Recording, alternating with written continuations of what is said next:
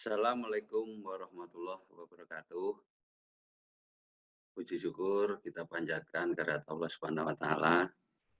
Pada kesempatan ini kita masih diberi kesehatan, nikmat kesempatan untuk saling komunikasi, transformasi informasi, dan bersilaturahmi.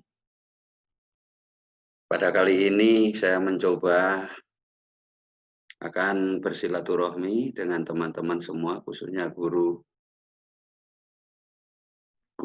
di SMK wilayah Waikanan. Saya mencoba mau belajar sedikit demi sedikit bagaimana menyikapi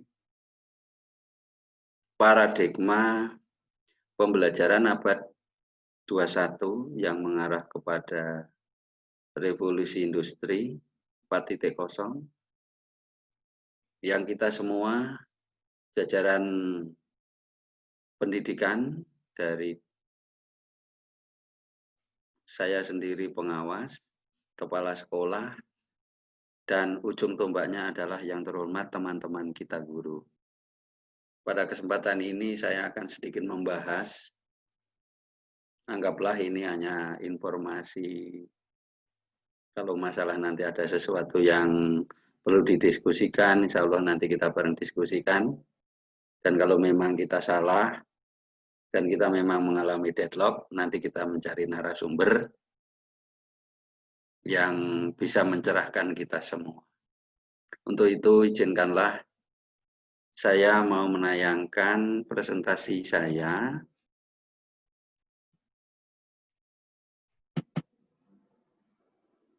Ya, Bapak Ibu guru dan semua teman-teman, saya menulis sedikit demi sedikit, lama-lama menjadi bukit, menuju pembelajaran efektif.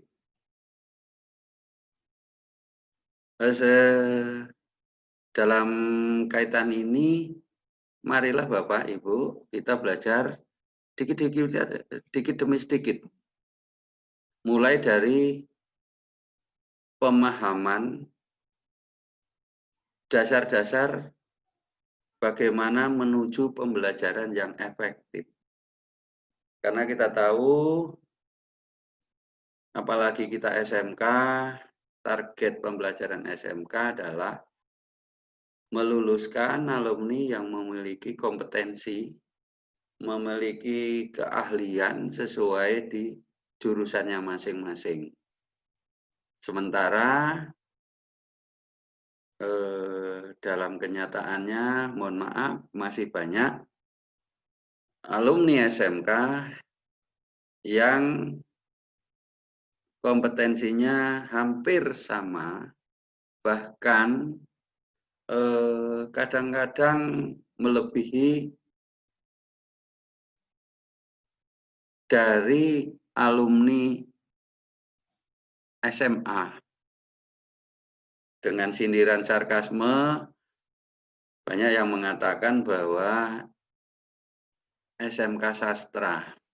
Nah, untuk itu marilah untuk menghalau atau menghilangkan citra yang dikatakan itu, kita bermula dari introspeksi diri kita.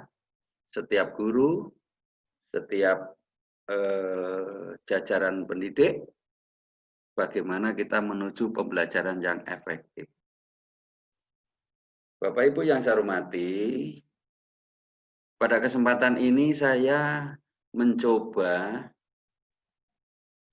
menggunakan atau memaknai dari statement dari Albert Einstein yang mengatakan learning is an experience. Everything else is just information. Sekali lagi, learning is an experience. Everything else is just information.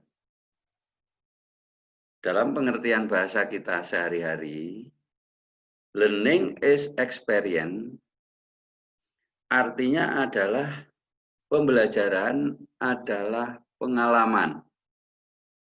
Everything else is just information. Artinya, selain daripada itu, hanya sebagai informasi saja. Bapak Ibu yang saya hormati, kenapa saya mengangkat pembelajaran dari Albert Einstein ini? Karena memang ini dasar-dasarnya Bapak Ibu. Apalagi kita kejuruan di SMK, mau nggak mau pengalaman anak untuk menguasai kompetensi itulah hal yang paling utama. Sedangkan informasi ini hanya sebagai pelengkap. Yang saya maksudkan begini.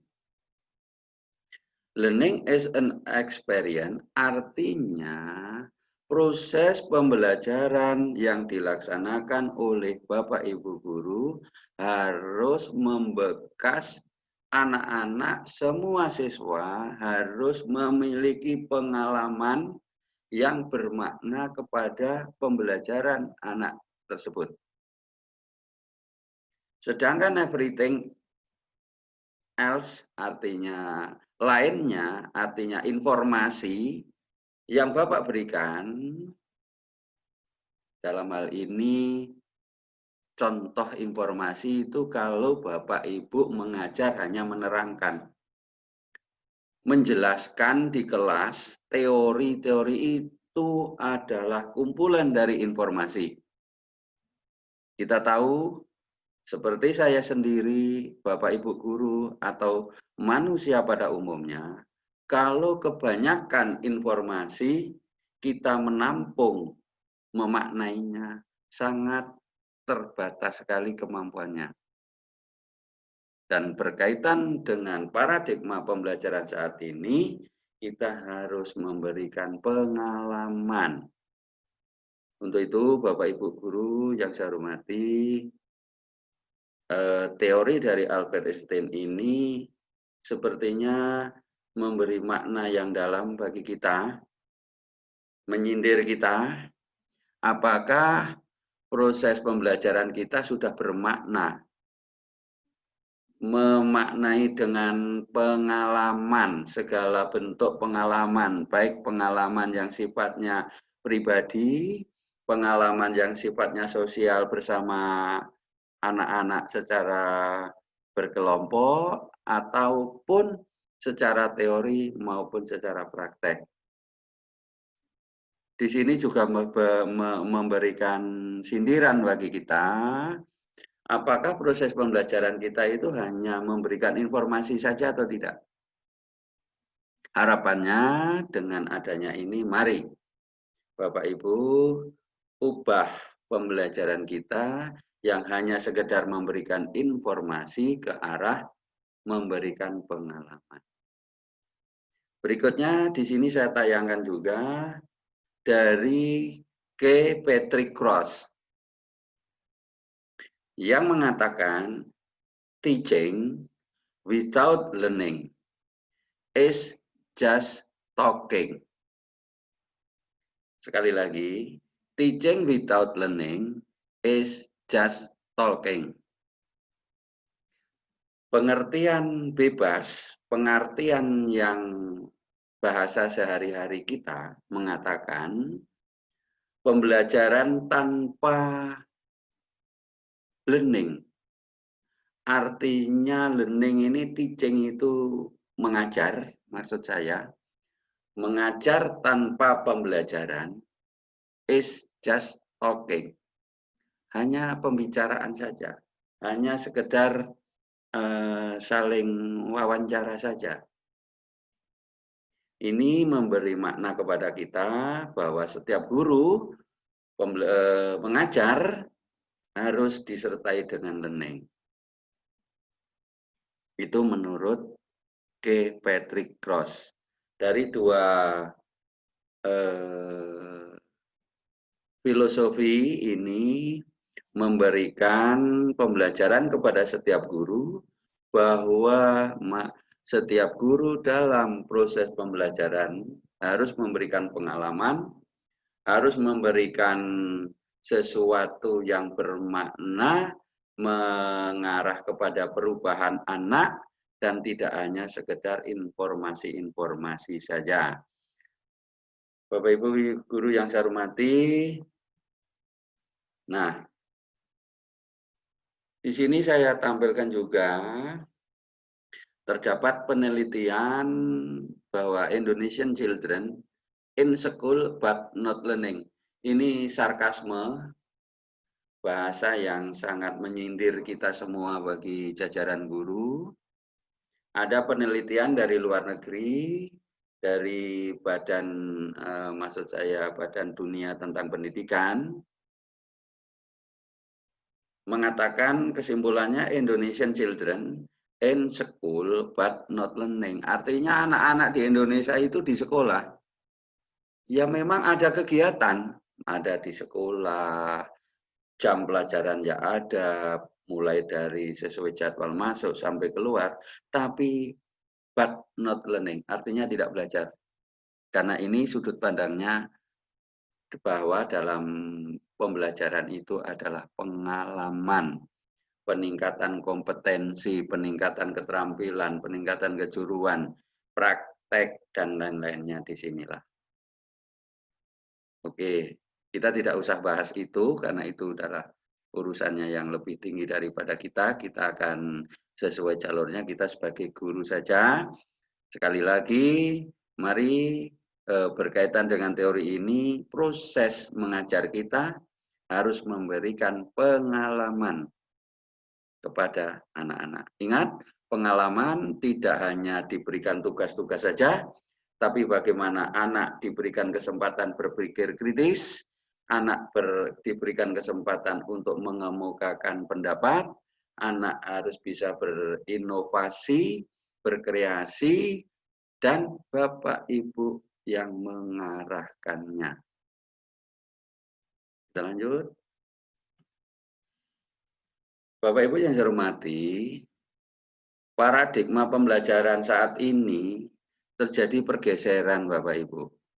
Dengan ada tuntutan zaman ditambah dengan keadaan saat ini pandemi COVID-19, maka mau tidak mau pembelajaran kita betul-betul sangat dipengaruhi oleh domain yang sangat fluktuatif, berubah-ubah.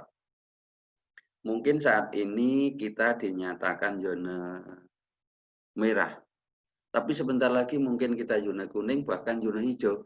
Sehingga proses pembelajaran pun akan menyesuaikan dan akan mengalami perubahan. Inilah paradigma yang terjadi. Maka di sini saya tulis mengutip dari Ibu Dr. anggota BAN SM Pusat mengatakan bahwa pembelajaran adalah serangkaian proses yang dipimpin oleh pemimpin pembelajaran, bukan sekedar kegiatan. Bapak Ibu yang saya hormati, sudah dimulai dari BAN SM, nanti pada akreditasi di setiap sekolah itu pendekatannya berubah, yang berawal dari compliant mengarah kepada performance. Compliant ini adalah yang kegiatan-kegiatan yang sifatnya hanya kejar tayang, hanya berdasarkan dokumen, prestasi-prestasi hanya ditunjukkan dengan dokumen-dokumen. Tetapi kalau performance, prestasi-prestasi akan ditunjukkan dengan kinerja, produktivitas yang sifatnya kualitatif. Dalam konteks pembelajaran adalah serangkaian proses, ini otomatis kita, guru, adalah sebagai manajer dari proses tersebut. Tentunya setiap proses ada input, proses, dan output. Inputnya termasuk siswa yang kita proses dan akan memiliki kompetensi yang menjadi outputnya. Nah, dalam hal ini pemimpin pembelajaran adalah guru, di mana guru karena seorang pemimpin harus mengarahkan pembelajaran itu jangan hanya sekedar kegiatan. Lagi-lagi pengertian ini menyindir ke kita seorang guru. Mari kita sama-sama introspeksi kepada kita semua guru. Apakah proses pembelajaran yang kita laksanakan di sekolah itu hanya sekedar kegiatan saja? Ataukah memberikan pengalaman? Ataukah memberikan kesempatan anak berinovasi, berkreasi? Nah, kalau yang terjadi sekarang ini, Bapak Ibu guru datang ke sekolah sesuai jadwal, harinya apa, masuk jam berapa, sampai jam berapa. Memang Bapak Ibu hadir dan ada di sekolah. Dan ada terjadi transaksi pembelajaran di sekolah. Ada siswa dan Ibu memberikan materi. Tetapi selama proses kegiatan itu tidak memberikan pengalaman, maka dikatakanlah hanya sekedar kegiatan. Apalagi kalau setiap guru hanya mengejar tayang, Pak IKD-nya materinya banyak, kesibukan Ibu ditambah tugas tambahan ini itu sehingga seolah-olah waktunya kurang. Nah, ini juga akan mengarah hanya sekedar kegiatan di mana KIKD-nya tersampaikan, materi pokok tersampaikan, tapi biasanya mengesampingkan sejauh mana kedalaman materi pengalaman yang diterima oleh anak. Kepada guru produktif, mau tidak mau, pengalaman yang Bapak Ibu berikan akan lebih enak kalau dan akan lebih jelas kalau mereka diberi kesempatan untuk praktek. Praktek. Sekali lagi dipraktekkan. Dan juga sebetulnya kepada Bapak Ibu guru non produktif, memberikan kesempatan anak untuk praktek, membuat proyek, membuat program, melaksanakan unjuk kerja, dan lain-lainnya, ini akan memberikan pengalaman yang mendalam. Sekali lagi, diri kita, saya sendiri, kalau hanya mendengarkan cerita, mendengarkan ceramah, kemampuan untuk menerima ceramah-ceramah kita sangat terbatas. Nah, untuk itu, mari paradigma pembelajaran yang sekarang ini sekali lagi bukan sekedar kegiatan, tolong ini dimaknai dan kita mengarah kepada performance. Bapak Ibu yang saya hormati, di sini saya tulis berkaitan dengan bukan hanya kegiatan ya, pembelajaran tadi itu bukan hanya kegiatan, tapi proses yang akan serangkaian proses yang akan memberikan pengalaman kepada anak. Dengan kata lain, saya bisa mengatakan ruang kelas itu bukan ruang hampa. Maksudnya apa? Padahal di situ ada ibu, ada bapak, ada murid, ada guru. Semuanya proses masuk sesuai jam, rajin. Nah, yang saya maksudkan hampa di sini, hampa dengan pengalaman, hampa dengan inovasi anak, aktif anak, baik secara sosial dalam artian interaksi dengan siswa yang lain, berkolaborasi, atau secara individual. Tentunya ini di bawah pimpinan Bapak Ibu Guru. Jadi ruang kelas kita ini bukan ruang hampa. Tolong dimaknai yang mendalam, Bapak Ibu. Maksud hampa di sini sekali lagi, setiap proses pembelajaran harus bermakna menambah pengalaman setiap peserta didik. Nah, berkaitan dengan itu, maka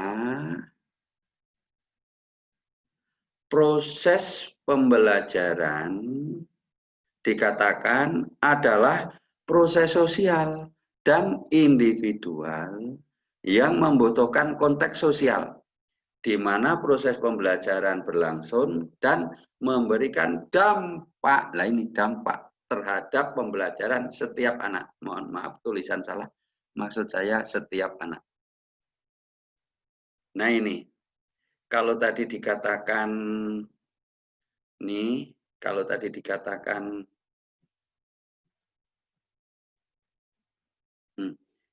bukan sekedar kegiatan saja, tapi harus bermakna dengan ditambah dengan pengalaman. Nah, di sini dikatakan lebih jelas bahwa proses pembelajaran adalah proses sosial. Interaksi, namanya proses sosial adalah hubungan antara manusia satu dengan manusia lain. Dalam hal ini kalau di kelas tentunya hubungan antara siswa secara individu maupun dengan siswa lain maupun siswa kelompok kalau kita membuat grup atau diskusi kelompok, termasuk juga dengan ibu atau bapak guru. Di mana proses ini berlangsung akan memberikan dampak. Dampak itu artinya betul-betul bermakna setiap kejadian itu akan memberikan, menambah pengalaman, menambah pengetahuan dalam arti skill dalam setiap anak. Nah ini tentunya lagi-lagi ibu, bapak guru yang harus bagaimana jangan sampai ruang kelas ini, ruang kelas kita dikatakan ruang hampa. Saya lanjutkan. Nah, karena tadi sudah kita disindir dengan clue-nya dari Albert Einstein, dari Cross yang mengatakan seperti itu. Dan tadi dikatakan jangan sampai ruang kelas kita ruang kelas sampah. Proses kegiatan pembelajaran itu jangan hanya sebagai kegiatan, tapi serangkaian proses yang bermakna. Nah, untuk itu di sini saya memberikan teori yang kita dapat dari teori ahli-ahli pendidikan di Indonesia, maka guru diharapkan bisa menjadi pemimpin pembelajaran. Ada yang mengatakan guru sebagai manajer pembelajaran. Kalau saya sebetulnya lebih cenderung ke manajer pembelajaran. Karena di situ guru akan memplanning, merencanakan, mengorganisasikan pembelajaran, mengontrol, mengaktuating, dan mengevaluasinya di sini. Tetapi juga guru sebagai pemimpin juga betul, karena namanya pemimpin harus bisa di depan, di tengah, dan pada akhirnya bisa mengarahkan anak pada proses pembelajaran untuk menambah pengalaman, untuk menambah aktivitas atau menurut saya inovasi kreasi ke anak bukan hanya sekedar kegiatan. Satu, setiap guru diharapkan bisa membangun motivasi belajar siswa agar berminat belajar. Nah, ini membangun motivasi. Memang saya lihat di beberapa sekolah, guru-guru memang memotivasi anak luar biasa. banyak sekali cara motivasi guru. Tetapi mari yuk motivasi kita ditingkatkan. Jangan hanya sekedar yel-yel. SMK bisa, SMK bisa, ayo belajar, belajar, dan lain-lainnya. Tetapi bagaimana memotivasi anak tersebut berminat belajar, baik di sekolah, baik di rumah, baik di tempat-tempat tertentu, harus bisa dimaknai oleh siswa dalam konteks belajar. Membangun motivasi ini betul-betul sangat penting. Tanpa adanya motivasi dari anak, maka kita sebagai guru akan sangat memberikan dorongan, mengarahkan, bahkan memberi job, melaksanakan tugas, apalagi pekerjaan yang sifatnya proyek, ini akan lemah. Tetapi kalau minat belajar tinggi, dikasih soal atau tugas proyek yang sedikit saja, anak akan menghasilkan laporan unjuk kerja yang lebih banyak. Berikutnya, nomor 2, sebagai pemimpin, maka guru harus bisa memimpin proses belajar yang melibatkan seluruh siswa. Saya yakin untuk melibatkan seluruh siswa sudah. Tetapi di sini maksudnya melibatkan seluruh siswa dalam aktif menggali, mendapatkan pengalaman individual dari anak tersebut. Jangan sampai dalam proses belajar itu dikatakan tadi, proses belajar hanya sebuah kegiatan. Itu. Nah, bagaimana caranya memimpin proses belajar yang melibatkan seluruh siswa? Nanti termasuk yang nomor 1, membangun motivasi belajar. Mudah-mudahan pada seri berikutnya akan kita bahas sedikit demi sedikit. Yang ketiga, nah ini yang agak berat sekali dan memang berat. Membangun keterampilan berpikir kritis dan karakter positif. Sekali lagi, membangun keterampilan berpikir kritis, critical thinking, dan karakter positif. Nah, ini tentunya sudah lama kita menggerakkan bukan GLS, gerakan literasi sekolah, dan PPK, ini mengarah kepada karakter yang positif.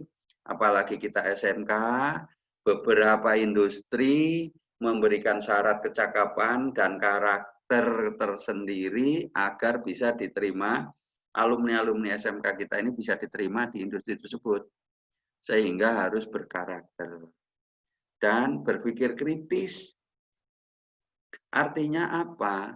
Anak selalu menyikapi setiap fenomena, setiap kejadian yang anak temukan itu adalah proses pembelajaran, proses pengalaman bagi anak tersebut. Dan hal kegiatan atau keterampilan tersebut Bapak Ibu gurulah yang bisa mengajari, mencontohkan, memberikan, bahkan bagaimana memotivasi dan bagaimana membiasakan anak-anak tersebut berpikir kritis dan juga tentunya karakter. Tentunya Bapak Ibu untuk karakter sudah Bapak Ibu pahami, memasukkan PPK yang ada 5 itu, religius, nasionalis, mandiri, gotong royong, integritas, itu di dalam setiap proses pembelajaran. Baik di pembelajaran awal atau pendahuluan, baik di pembelajaran inti maupun di saat penutupan. Bapak Ibu guru yang saya hormati,